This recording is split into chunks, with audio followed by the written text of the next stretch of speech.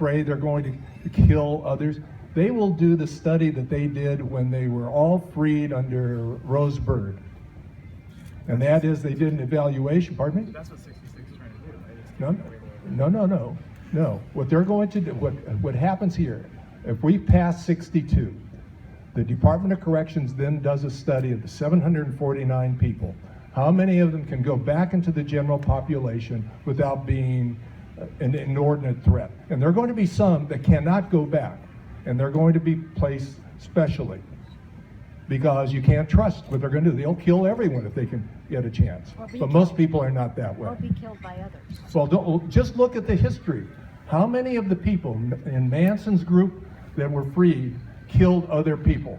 Killed a guard? I don't know of one. Not one. Okay, I think we have time for one, possibly two more questions. We were on that side, we'll come to this side. Yes. Name and where you're from. I'm Tracy, I just moved to Venice. So this is lengthy and I probably don't know all the right words to say, so forgive me, and anyone can answer it.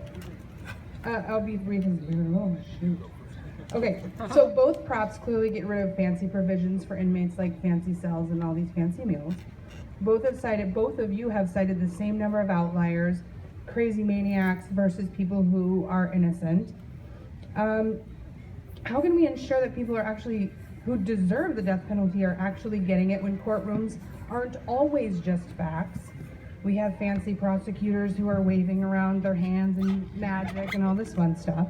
So now it comes down to money. What's the average cost analysis of death penalty repeals versus life in prison repeals? And do they compare? Am I comparing apples to oranges? Or can we look at the fact and say, it costs more to appeal somebody on death row versus appealing somebody who is life in prison? Good question. Hey! Yeah, okay. Michelle, start. Ooh, I get to start. Complicated issue. Even the Legislative Analyst's Office has a really hard time parsing this out. There are a lot of factors. I feel like the death penalty opponents include fixed costs and don't account for economies of scale. At the end of the day, I will admit, death penalty cases cost more, because even at the trial level, jury selection takes longer. You have an extra penalty phase, and death penalty appeals probably cost somewhat more than the average life without parole appeal. That said, a lot of this is driven not by the penalty sometimes, but by the facts of the case. A serial killer case with 12 crime scenes just takes longer and is more work than a single murder, and that's not based on the penalty, that's just based on the fact of the cases. The other thing to think about is when you're talking about these extra lawyers, you're going to have to hire these extra lawyers at some point, or you're going to have to pay for lawyers at some point anyway, whether it's now, in 5 years, or in 10 years. So think of it like paying off your mortgage early. It's going to cost more now, but you're going to have to pay for that eventually in any case. And Prop 66 has the exact same housing provisions built into it that 62 would accomplish, which rehouses them anywhere. And the Legislative Analyst's Office has said the same on both accounts for that. That would save tens of millions of dollars annually.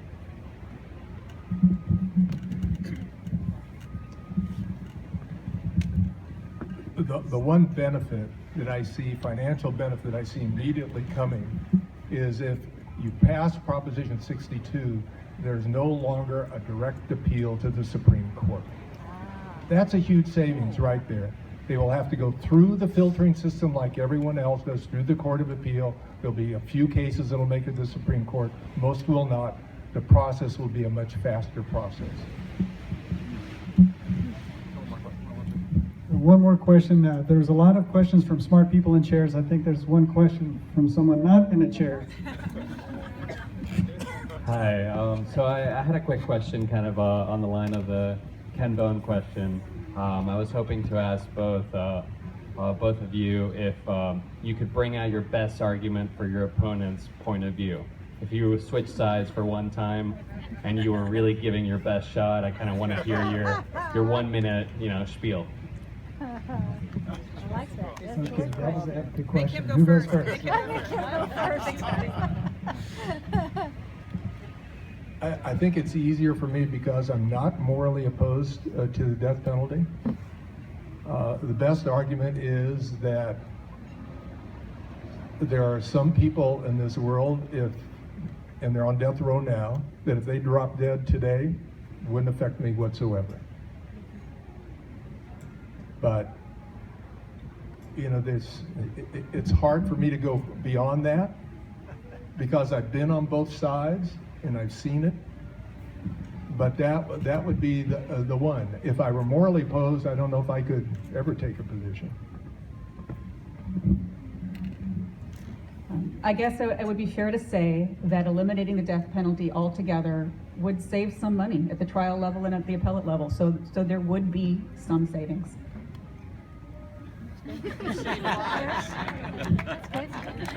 And what's your take on the moral question? I think you know my take we on know your take. you know my take on the moral. I'm sorry, people who sodomize infants to death need to die. Okay. All right. Well, fascinating discussion. We'll stick around for a little bit if there's some more specific questions that want to be asked. But I really do appreciate the two of you for sitting up here in the cold and answering these difficult questions and debating these very, very touchy issues. This is not easy, and we really do appreciate it. Thank you. Thank you everyone for being here. Thank you so much for the organizers and ProCon.